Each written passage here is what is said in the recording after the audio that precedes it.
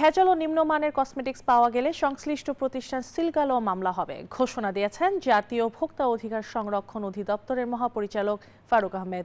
বুধবার কারওয়ান বাজারের অধিদপ্তর ও প্রসাধনী ব্যবসায়ীদের সংগঠনের এক যৌথ সেমিনারে তিনি হুঁশিয়ারি দেন। তিনি বলেন, ভেজাল প্রসাধনীর ব্যবহারে ত্বকের রোগ ছড়িয়ে পড়ছে। বিশেষ করে গার্মেন্টস কর্মী ও দিনমজুররা সবচেয়ে বেশি ক্ষতিগ্রস্ত হচ্ছেন।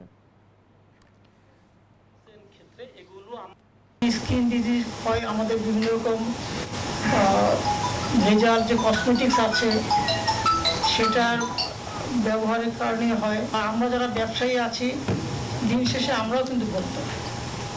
আমরা হয়তো একটা জিনিস প্রোডাকশনে যাচ্ছি, কিন্তু আরেকটা জিনিসের জন্য আরেকজনের কাছে কিন্তু আমরা ডিপেন্ড করছি। অতএব আমরা কিন্তু সচেতন সকলকে হতে হবে এবং এটা যে ভেজাল পণ্য সেটার বিরুদ্ধে আমাদের সকলকেই বলিষ্ঠ কণ্ঠস্বর রাখতে হবে।